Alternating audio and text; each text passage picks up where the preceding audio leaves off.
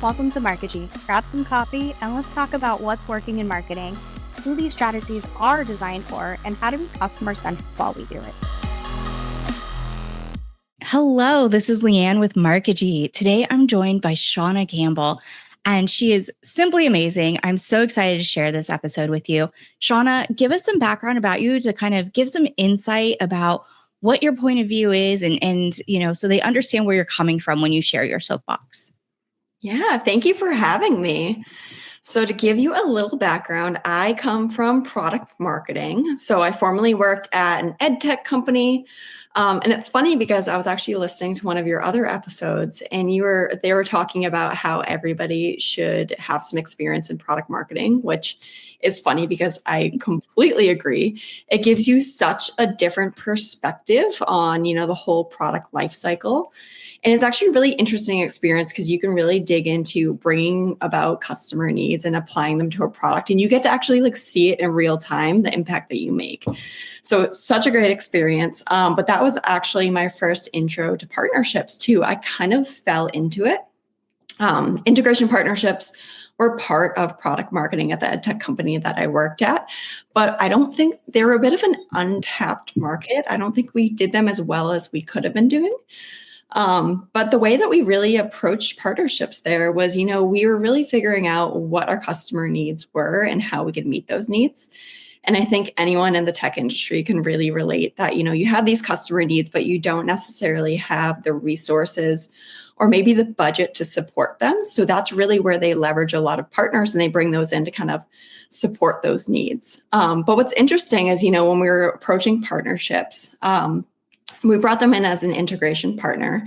We did some training with our customers, but we didn't even get into the distribution angle or really maximize what partnerships can actually do in that context.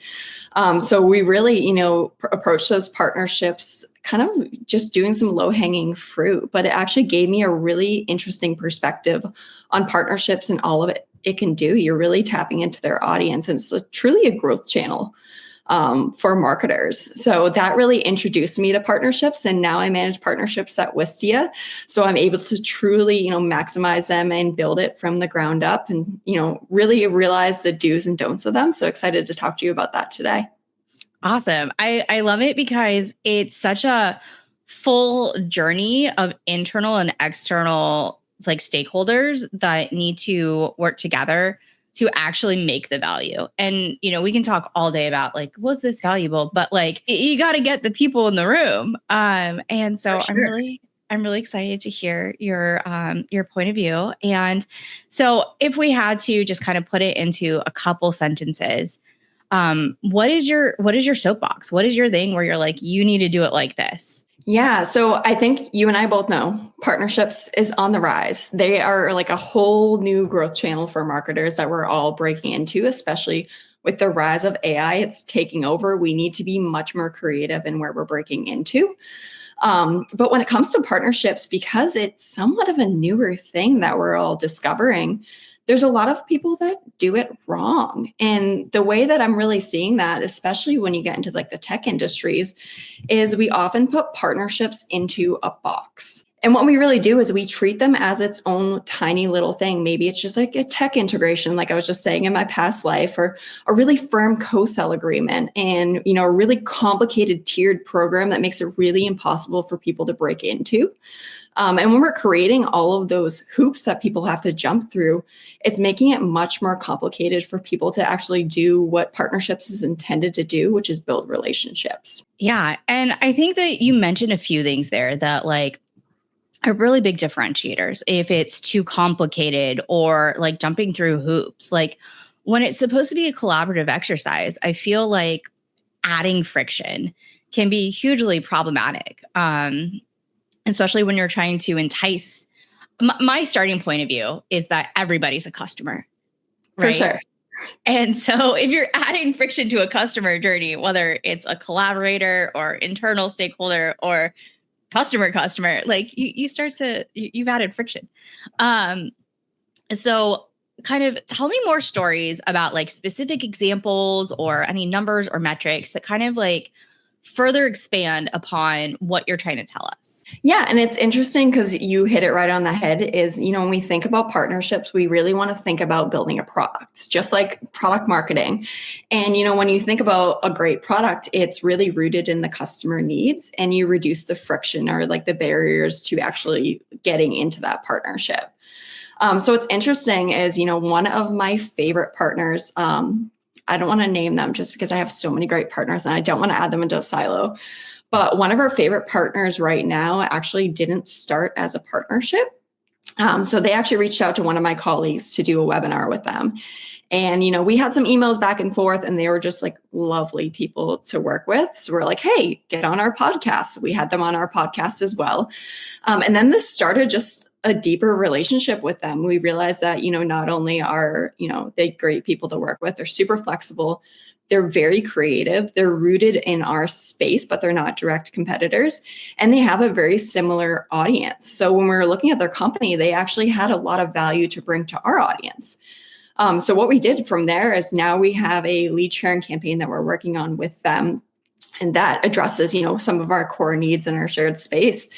And what was so great about working with them is they didn't add all of those barriers or that friction, or they didn't give me 4 different forms to fill out in order just to partner with them. We entered into it more like a relationship. We talked about, hey, what are your business goals? What are your requirements? We did add a little bit of structure there, but we truly just treated it like a relationship. And then we're like, hey, let's test this out, see if it works.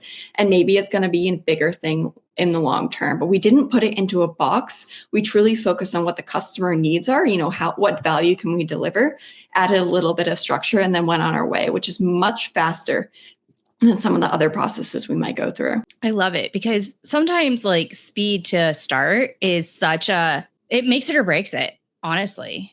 Like, I'm sure we can all think of something where, it was really gung-ho at the beginning and then it just got into such a slog or just so slow. It was like the horse never ending story. It just never got out. Sorry, it's such a downer comment. No, and it's funny because you and I have talked about this before. We're both very type A people. And I think structure and processes are so important, but you need to bring them back a little bit more. We really want to reduce the structure, which I know scares people a little bit because they think structure, they think we really want to, support, make sure we have enough resources or we have enough people to support the partnership, which is all very important. But how can we do like structure light? Or just, approach a partnership where we have a little bit of structure, but we don't completely go crazy. And I've seen, startups are really great by, in doing partnerships because they have a little bit more creative freedom. They have a much smaller company, but bigger companies can really do it too. And the way they can do it is by adding some structure and parameters, but not going crazy with it. So we have one of our partners right now has like a threshold. It's an integration partner. So they'll set like, hey, you need this amount of integrations in order to open up co-marketing or a bigger partnership. But they don't give you 4 different tiers that you have to meet in order to do that. Another one of our partners has a few core needs that they focus on throughout the year. So they figure out, what is our customers looking for? These are the core needs. And then they'll find partners that meet those needs. And they won't necessarily put them into a box, but they'll really break them out and be like, okay, these are the needs. How do we meet those needs through our campaigns or integration partnership? And then they truly start with the people. They truly start. Yes, I definitely just said fart. I'm just throwing that out there. It could have been worse. Let's cut that out. But they truly start with the people first, and then they determine the format and the structure for the partnership rather than just throwing into the integration box and calling it a day. Yeah. And I mean, that's it comes back to what we talked about before we started recording was when we talked about like involving product, right? Mm-hmm. Because like that's if you're integrating and you're like doing things in this way, it just, I like it better. It's so hard to like articulate, but I'm just like, no, like that's how you should do it. So if it was put into a box and it was overly standardized or, kind of just too rigid. Mm-hmm. Do you feel like that leaves money on the table and like turns people off? Or do you feel like it depends on the organization or like who who can and can't do that? Yeah. And I understand like these huge companies that have these really intense partner programs. It makes sense to have some structure and to some tiers. But I think we also need to go back to, we need to make it simple. If you're looking at your partner program and you want to just do a quick evaluation, just look at it and be like, okay, who is this for? Is it easy to join? And does this scare me? Because a lot of times when you go into these, partnership programs, there's so many tiers and complexity that we just really don't need. So I think, when you get at the huge level, there's going to be some layers to it. And a lot of times partner programs break it out by different segments like, creators and integration partners. And some of those require a little bit more complexity than others, but we really just need to take it back and really make it simple for people. Yeah. And I feel like, to your point, like a lot of this is still kind of like the Wild West, right? Yeah. Especially when you're working with creators. Like there is not like a standardized pricing structure on G2 for creators. Like that's not how it works. And how you monetize a creator's impact is so complex. And it's just a completely different thing than the same as cost per click. And when we kind of start to over quantify things, it can be hard to measure that. And I've been guilty of using things that were very, very brand or awareness oriented and trying to, attach an equivalency.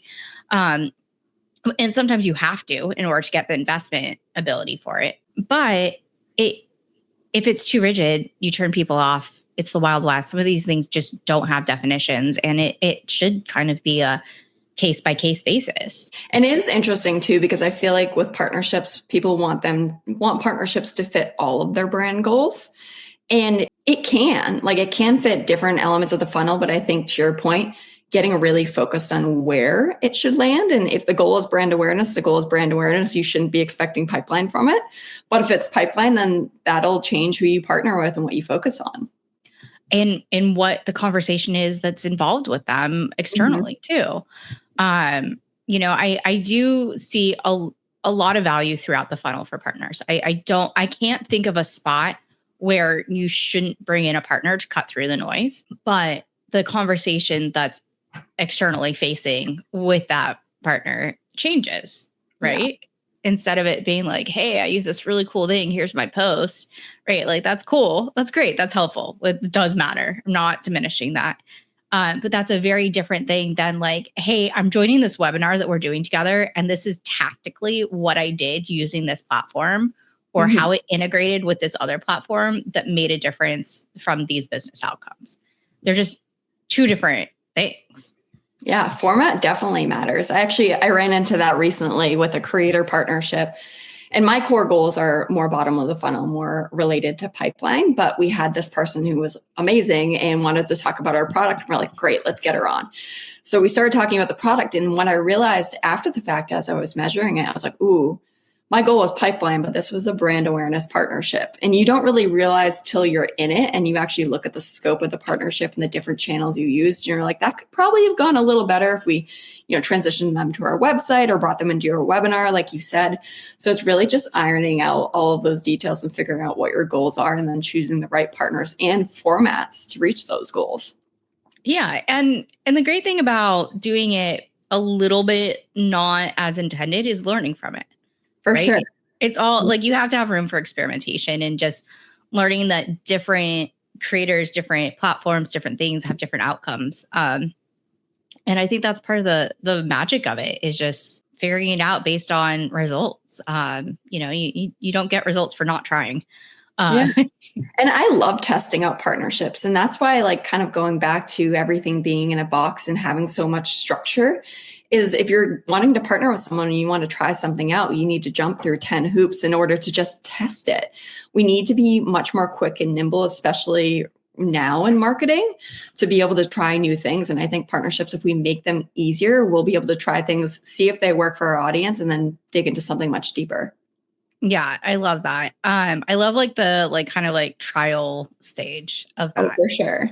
You have to try out a bunch of different things and maybe it doesn't work and maybe it does. Yeah. And maybe it just needs to evolve because goals evolve, like everything evolves. Yeah.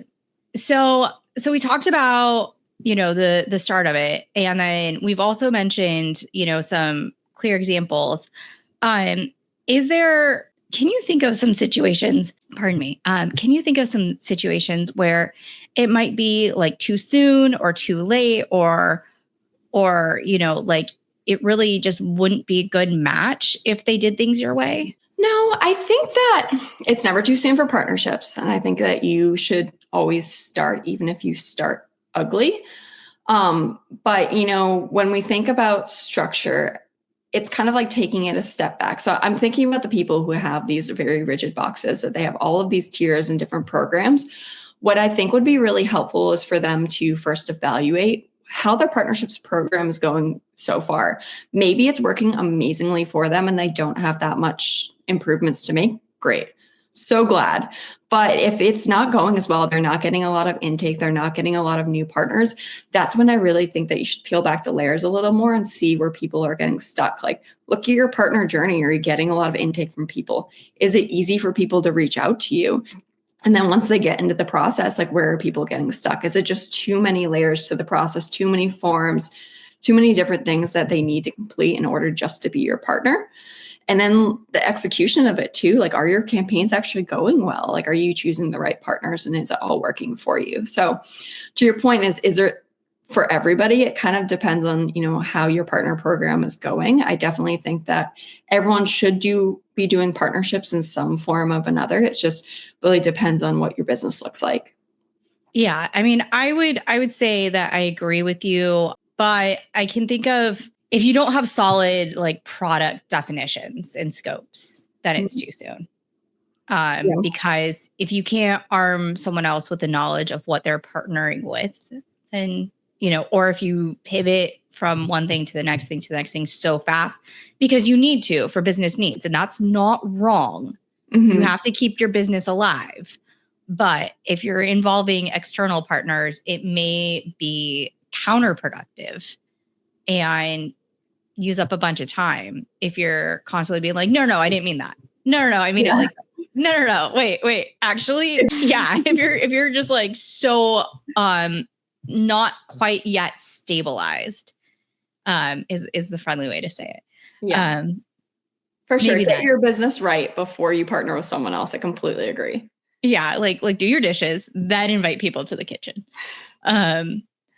So, but also I wonder if, and then there's the fine line between partner and like affiliate. And I feel like that's a conversation that gets like a gray area. And from my perspective, and please correct me or expand on this, is that some of these like really, really, really big, massive companies, we all know the FANG, right? Mang, whatever we're calling the acronym today, the big guys, they almost need more of an affiliate program than like a partner program, because like just their channel existing is like why there's all these, like an entire ecosystem built around it. Kind of what's your POV on that? Oh, so it's very interesting because I see a partner program as something that requires our effort. An affiliate program, they can just go sign up, get their referral link, and then just run with it. So I think for the bigger dogs, like, having an affiliate program is very helpful, especially to our point of like, they don't have a lot of resources to commit and partner with everybody. So it just gives them an opportunity. I think when we get into this little murky area, which is where I see a lot of agency programs get into, is at what point do the affiliates need activation and need enablement and need support in order to sell that product? And a lot of times, some of those bigger products, they may be a little bit more complicated, or they may require some training and some support. And that's where it kind of, spans the line from just being an affiliate program where anyone can copy the link and share it. Like I see a lot of B2C creators do, and actually, being able to support that brand and sell it effectively. Yeah. I think that kind of enablement component, I think you're right about that. That's a really good call out. What else are we missing? What else should we add to this kind of conversation that we about this that maybe we missed or that we want to circle back to?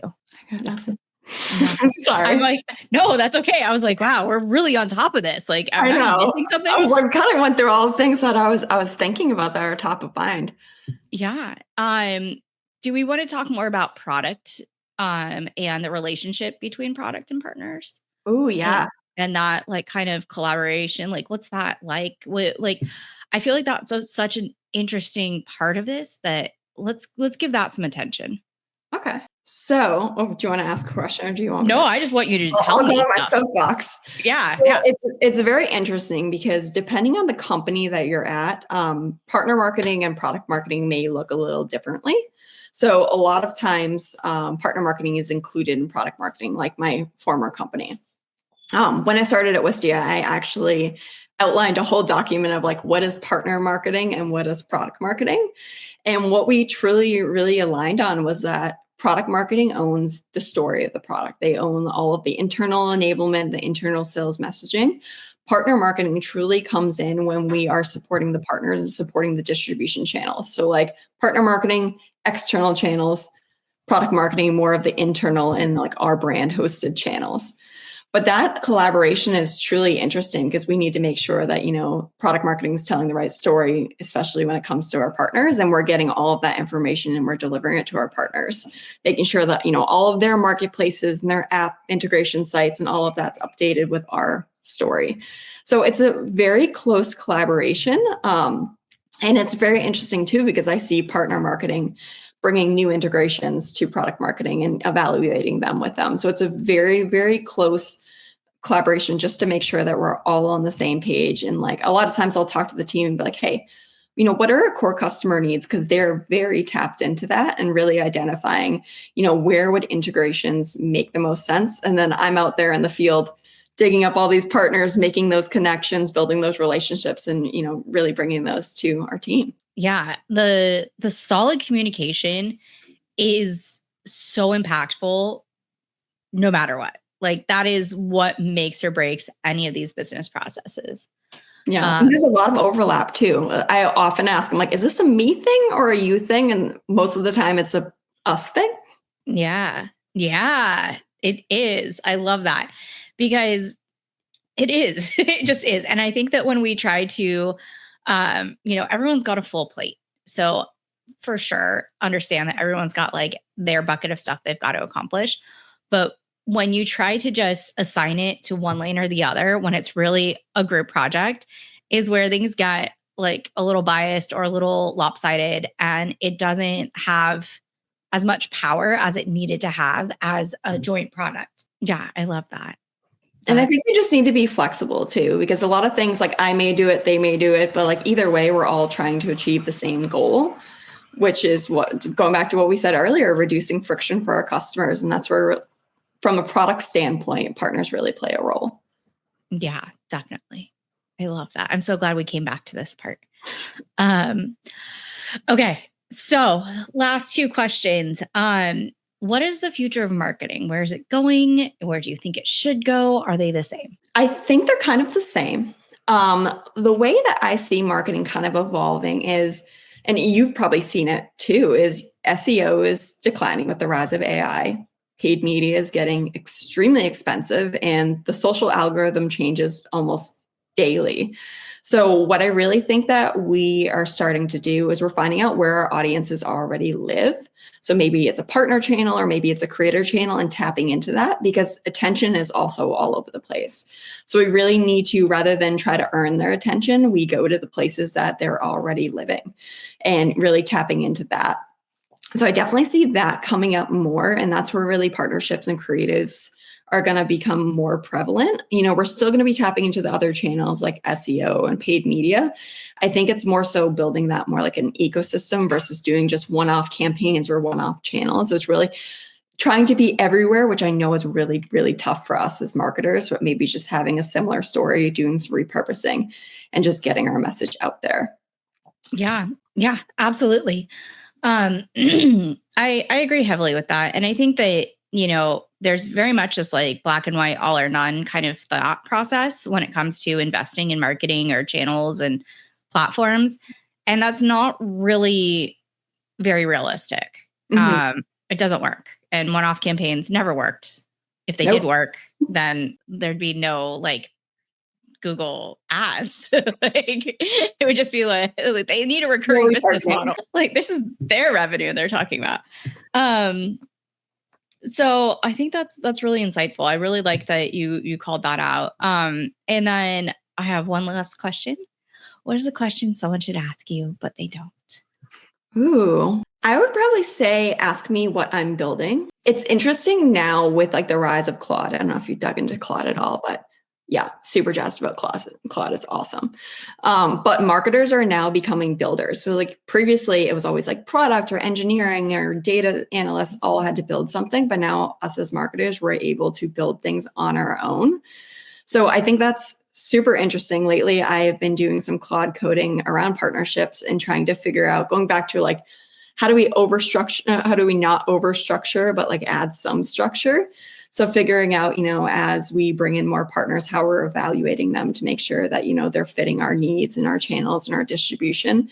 So I'm doing a lot of Claude coding around that with Excel docs and plugging into all of our systems and really figuring out how I can analyze that. But I think just as marketers, like we should be always sharing what we're building, especially in the world of AI, because we're all doing some really cool things that many of us just haven't thought of yet. So, and it's also one of my favorite topics to talk about. So I highly recommend that, just asking what I'm building, and depending on the day, it's going to be something totally different. I love that. And I think that was some advice that I got from someone. I don't know if she shared it directly or just as a post, but someone whose opinion I like highly value is Melissa Moody. And she said, like, whatever thing that you're making to make your job easier, you should be sharing that. You could monetize. I don't know if she told me that it could be monetized or told the world or however that was, but I think that one of the things that we really forget is how good we are at our jobs and the things that we think about that other people don't. And no one knows what you know until you tell them that you know it. Mm-hmm. And that is the entire premise of why there's a podcast right now. And so if you're building something, absolutely share it. Shauna, if we want to hear more about like what you're building, should we find you on LinkedIn? Do you have like a Substack? Like tell me like where it is, what platforms, YouTube channel, maybe? How can we hear about you? Yeah, absolutely. Follow me on LinkedIn. I post pretty consistently. I often call my LinkedIn posts my late night thoughts. They're just weird marketing things that I think about at night, and I post them on LinkedIn. So definitely reach out to me there. It's linkedin.com/in/Shauna Campbell. It's spelled SHAUNNA, Campbell like Campbell. And I'd love to connect with you. Wonderful. That's perfect. I'm so glad you spelled that out for us. I am also online chronically on LinkedIn, and you can find me there, but you can also email me at info@markigy.com. And Shauna, thank you so much for joining me and sharing your perspective. I really appreciate the time that you took. And listeners, I got to say it, please like, review, subscribe, give me all the stuff that feeds the algorithm. Thanks for having me.